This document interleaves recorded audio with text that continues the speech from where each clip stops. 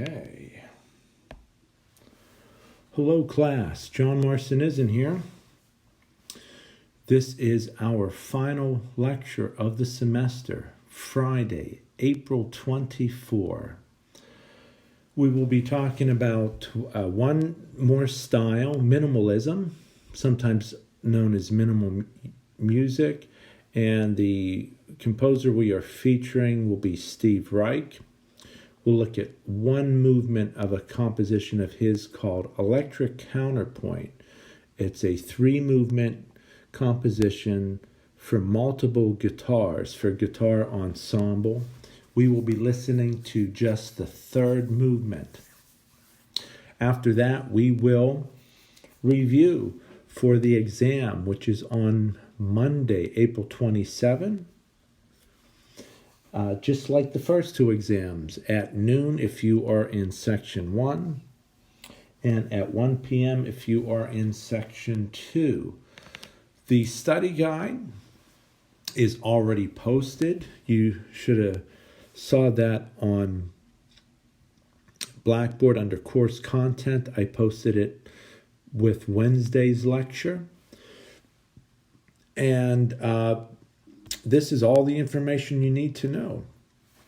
All the information we have covered since the last exam. These 10 composers.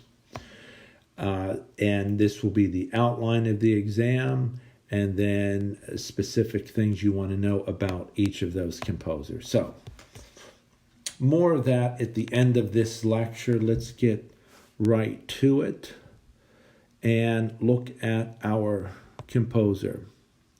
Steve Reich, American composer. He's born in 1936. How about that? He's still alive. Our first living composer.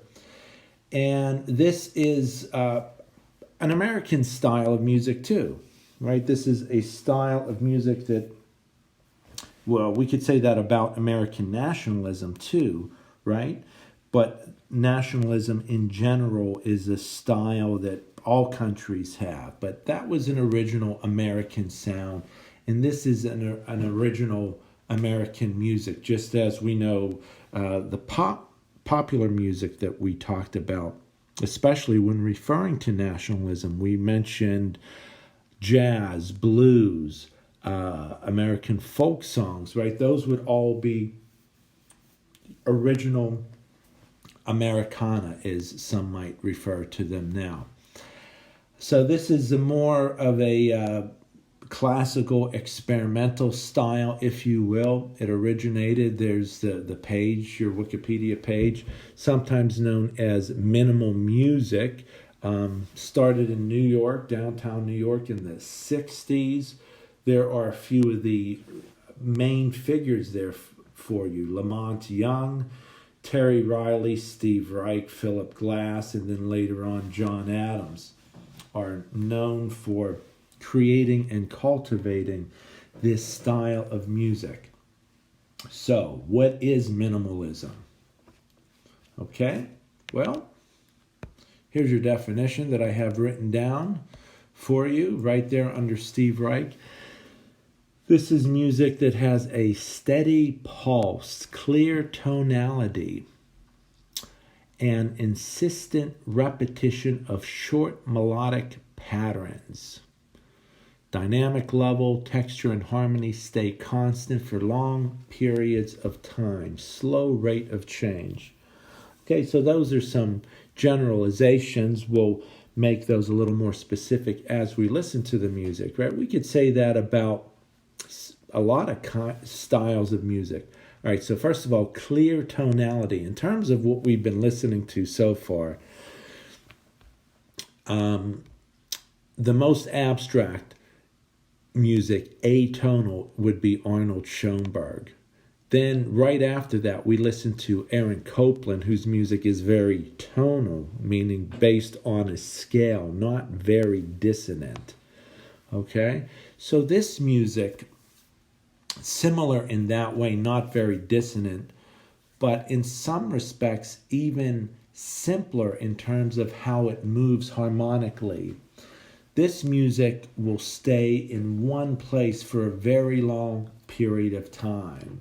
Actually, I'm just going to play a little of it. Pause it, say a few more things, and then listen to the piece in its entirety.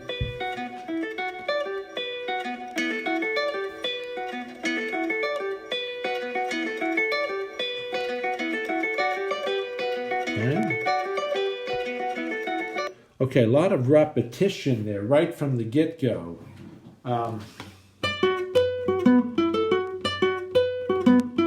Right, I'm playing the opening lick. All right, we hear that over and over again. Okay, so that little melodic idea we're going to hear over and over again. And there will be other simple melodic ideas layered on top of that. That's another one. Over and over again. Then we're going to have some chords layered on top. We'll hear something like this. So all of this is happening simultaneously, and it's all happening under one harmony, this B minor chord.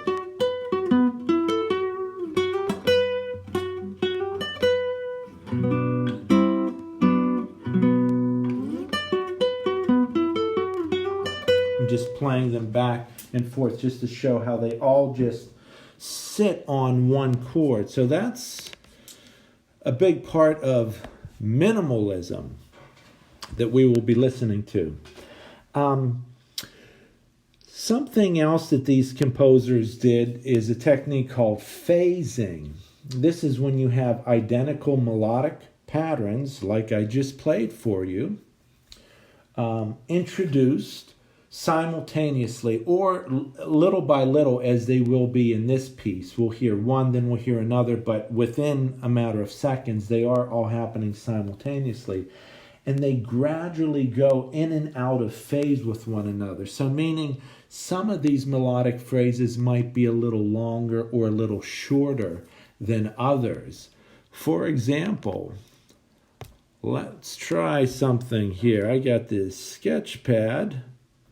All right, so let's say we have a melodic phrase that goes like this. This is the length, over and over, repeated over and over again, over and over again.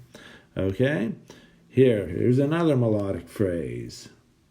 This one's a little longer than the last.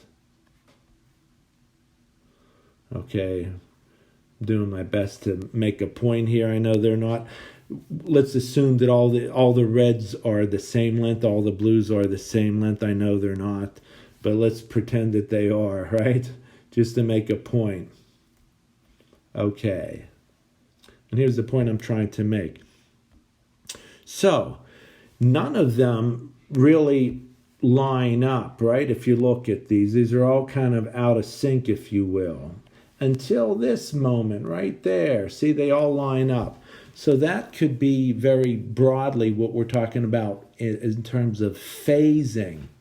So harmonically, they all are the same pitches, so it's not dissonant at all. It's not moving anywhere. It's static in terms of harmony, but not static dissonant like Stravinsky's primitivism was. So this is what we mean by phasing.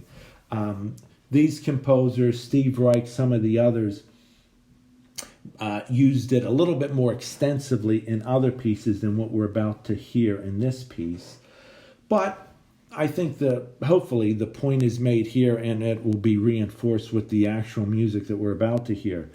So some of the influences that Steve Reich had, some of these other composers, African drumming ensembles, the idea of having multiple drums being played together, doing different rhythms, some being complex, some being simpler, but when they all add up together, there's a complexity and even an uncertainty, if you will, as to who's playing what. They just all kind of blend together. Also, this style in general, minimalism. Steve Reich once said, it's like watching the minute hand on a watch or a clock, right? You know that it's moving, But if you look at it, you don't really see it moving, or like grass growing. There's another analogy we sometimes use about things, right? It happens, but you don't really see it happening. It happens so gradual. You notice it once has kind of evolved, and that's sort of what this music is like. It'll just sit in one place and just sort of evolve and build. And then has sort of done something, has gone somewhere almost before you realize that it's how much it has changed. You think you're hearing the same thing, but it has changed quite a bit. So minimalism, that's the style in a nutshell. So let's look at our composers again. Okay. So when we talked about these styles as being controversial, remember that? Debussy was doing some new things, maybe slightly controversial because it was more dissonant, but it wasn't too out there. Stravinsky more so, Schoenberg very much out there, even to this day very controversial. Copland still, that music is very tonal, very accessible. Never controversial in terms of the sound, meaning, to even question, is this music, or is it high quality music? Everyone might be able to agree on that. Then it's just a matter of taste as to how much you like it, where Schoenberg's music was, and maybe even still is by some, might question whether it's even legitimate music. In the classical field, you might find this unusual, or maybe not. Based on what the little bit that I've played for you, there's nothing controversial about this sound, is there? Let's see how long it takes for this to kick in, right? Right? It's not a controversial sound. Sounds like pop music, right? Pop or rock. Soft rock, if you will. But that in itself, in the classical world, might be a little controversial for all the wrong reasons, in that we often think of classical or art music as being difficult, sophisticated, and this music initially is seen as being too simple to take serious. There's not much happening there. On the other hand, if you listen closely, there actually is a lot happening there. Harmonically, it is simple in terms of the tonality. It's just in one major scale. We've been listening to major scales forever. But rhythmically and dynamically, it's very sophisticated. To actually play this piece with an ensemble can be quite challenging. If you have the same thing you have to play over and over again, you get slightly off. It's hard to get back on. Most other kinds of music, if you get off, it's kind of easy to find your way back to playing with the rest of the ensemble. Not so much with this kind of music. And then on the other hand, that in itself shouldn't be a criteria for whether something is good or bad, just the how complicated it is. But in any case, therein lies the controversy, if you will. But this music is also very influential to other kinds of popular music. Look at this. Derivative forms, without going through all these noise rock, post-rock. Okay, well, we all know what rock music sounds like. So some kind of rock influence. Couple pop rock artists I could think of. One in particular, Brian Eno, was very much into this music and used this music. And he was sort of a off the radar pop rock person in the 70s that went more into producing, and he was very much an influential in producing the band U2. Many of you might know of that band, still around, but also by your standards would be an older band, sort of made their mark in the 80s.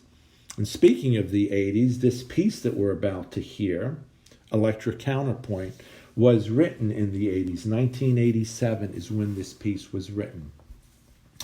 It is frequently performed live, meaning all the instruments playing live. And I did this with a guitar ensemble where everybody is playing you have multiple players on a part.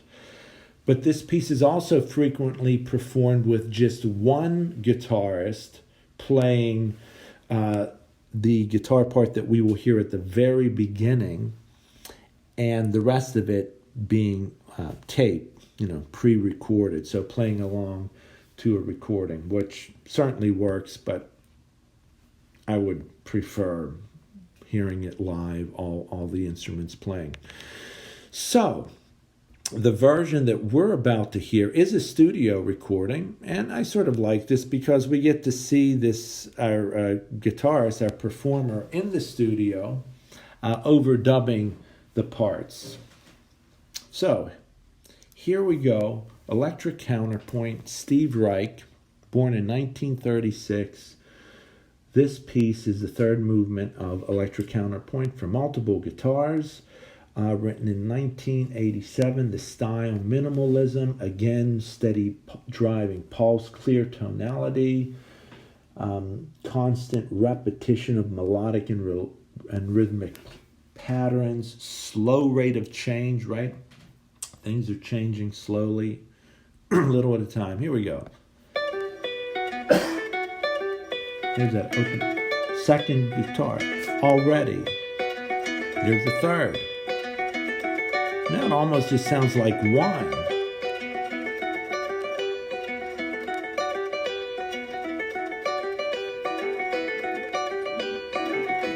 But the harmony, this is me now.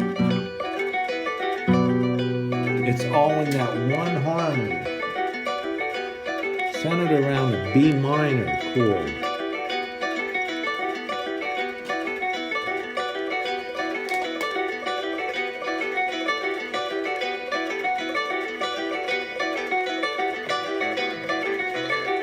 Bass.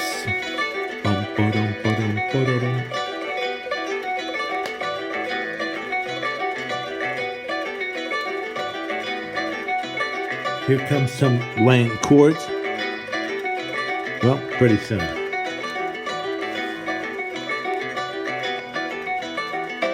There they are.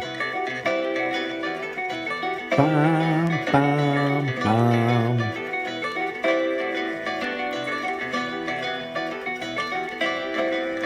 Again, we're layering these things on top of one another. A little bit of phasing going on, like I demonstrated in that diagram.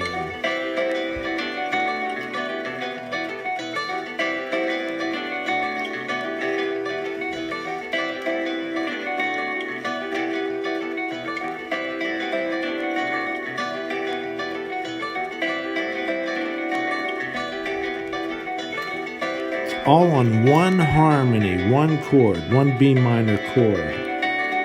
Now, at some point, it's going to change. Go to a second chord.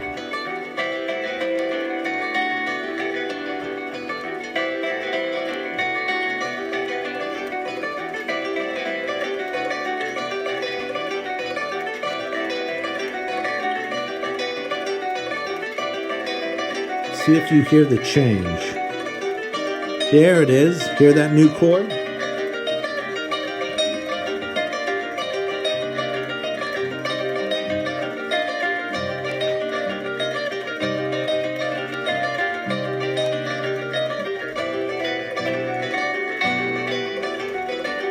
And now it's back to the first chord. We're just going to, and it's going to change again. We just shift up a half step. Everything goes up, right? You hear that?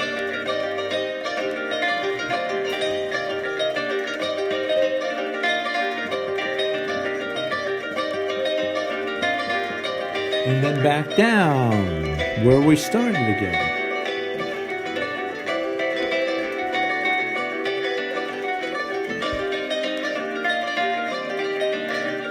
And back up again. Back down again.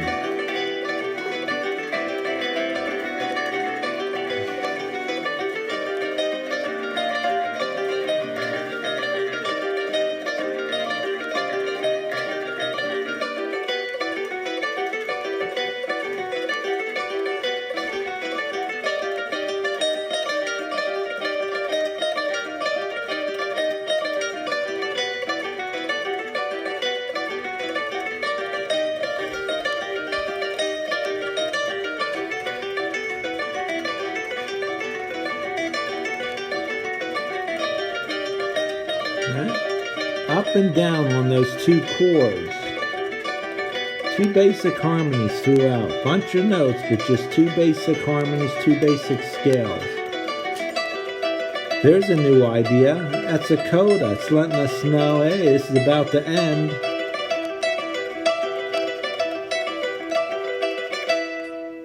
There it is. And that's the end of the movement, the third movement, Steve Reich, electric counterpoint. There you have it. So that's it. Our final style, our final composer. And now let's review for the final exam, the third and final music exam. So this will be on music covered since the last exam, right? Exam 2 was on April 6th, which was worth 65 points.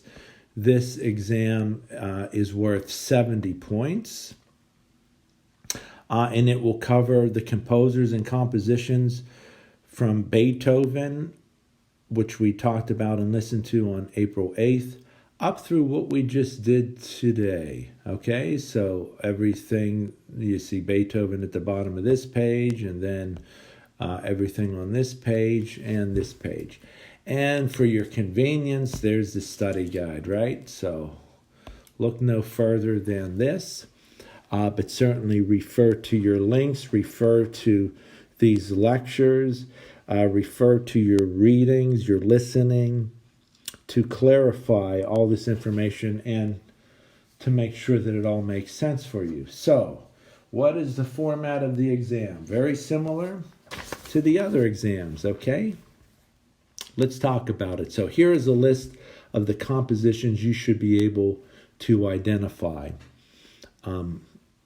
Know about.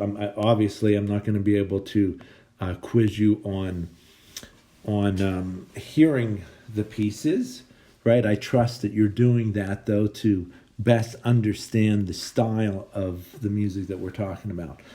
So the third and final music exam will be questions dealing with the composers and compositions of the Romantic and 20th century periods. They will be in the form of true or false. That will be section A. Fill in the blank. That will be section C. Multiple choice, which will be section D, and short answers, which will be section B. So I'll even tell you specifically, there will be 10 true and false questions. There will be 4 short answer questions. There will be 15 fill in the blank. So I'll give you a statement about these composers, these compositions, and you fill in the blank. And then there will be 6 multiple choice. Everything is worth 2 points. So 35 questions for a total of 70 points. And again, everything you need to know is right here, right? So all your information is right here. What should you know about Beethoven? Classical composer, right? Remember, he was the bridge from the classical period into romantic period, romantic music. And we listened to Symphony Number 5 in C minor.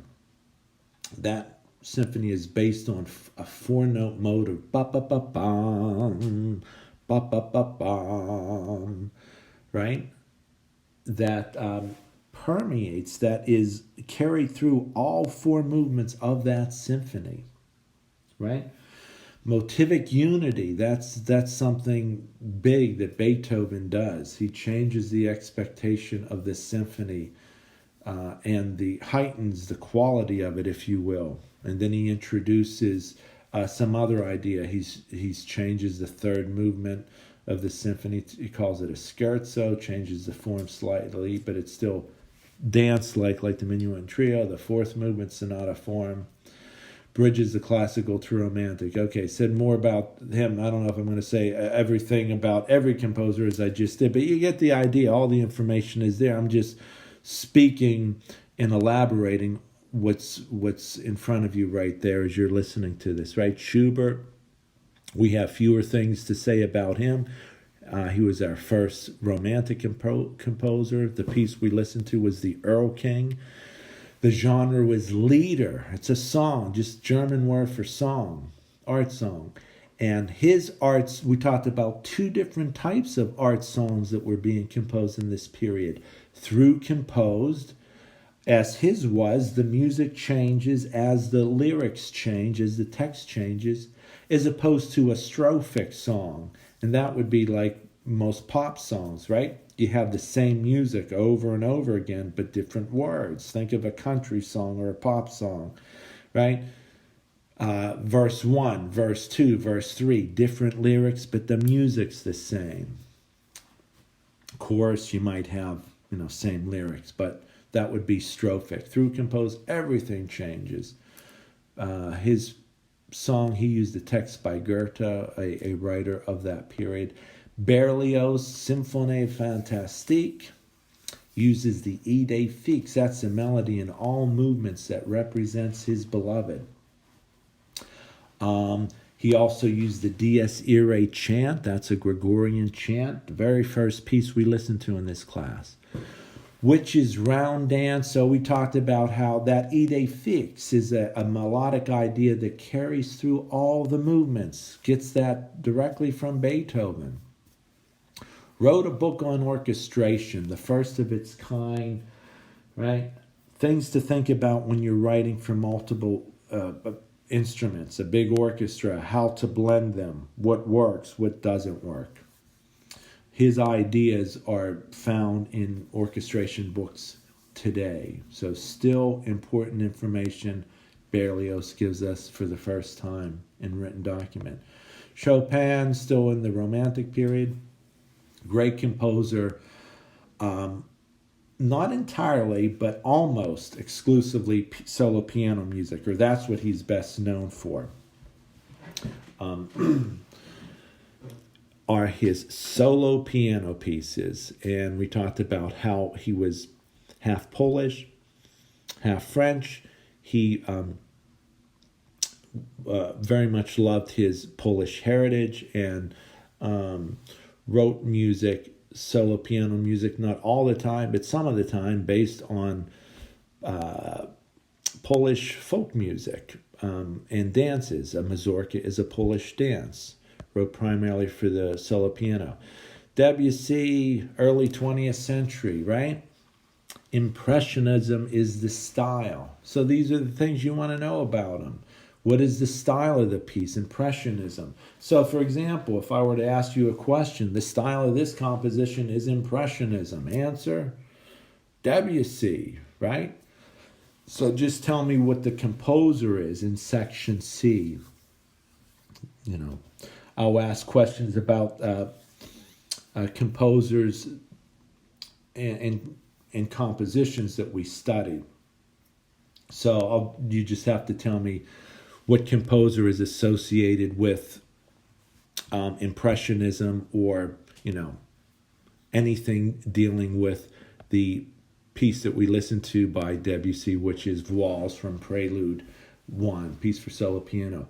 Stravinsky, The Rite of Spring, right? Style, primitivism. That was a style that was interested in pre-literate cultures, primitive power. And in music, and in Stravinsky, it has to do with his insistent rhythms and percussive sounds, dissonant, static harmonies, syncopation. He uses polytonality, polyrhythms, meaning more than one rhythm at the same time, more than one tone center at the same time. That gives it its dissonance. He also wrote in different styles, more than any other composer, right? So you might get these questions, again, fill in the blank, multiple choice, short answer, true or false. Schoenberg. How ironic. Shortest piece we listened to was by Arnold Schoenberg, and yet we had more to say about it than any other, because it was the most controversial or the most abstract. Maybe it needed the most explanation, right? That piece that we just listened to.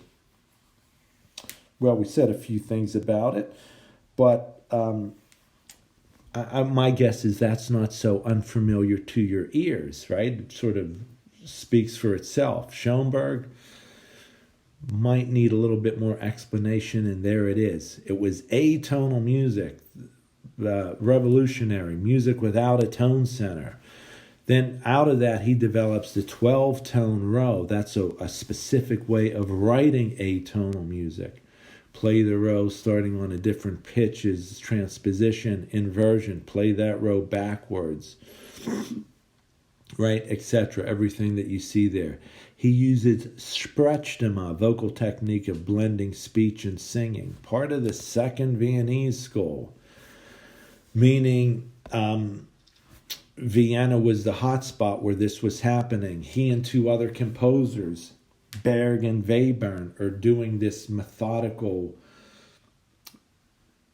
type of writing that we hadn't seen since the classical period with Haydn, Mozart, Beethoven in Vienna, right? It was methodical in terms of structure and form, but certainly didn't sound like Schoenberg's music, which was atonal, right? But the idea, they were in Vienna, three guys, and the procedure was very methodical, very, very much laid out, very cerebral, if you will. Copland and Still, those are our two composers of nationalism, and they write music that sounds specifically American. Since they have different American backgrounds, so does their music, right? William Grant Still being African American, so he's drawing on influences that are specific to his culture, right? His upbringing, American spirituals, blues music, the use of the banjo, where Copland draws on other types of religious songs and other types of American folk music. And then what we listened to today, Steve Reich, electric counterpoint, minimalism, and other styles and terms, neoclassicism, right? There it is, there's your definition. Rubato has to do with speeding up and slowing down at the performer's will. That was a big new idea in the Romantic period, and it was most evident in Chopin's solo piano piece. Remember when I was counting the mazurka, which is in triple meter, speeding up and slowing down to show how the performer was varying the tempo for expressive reasons. Sprechstimme, we already talked about that in Schoenberg, polytonality, in Stravinsky. So there it is. That's everything you need to know.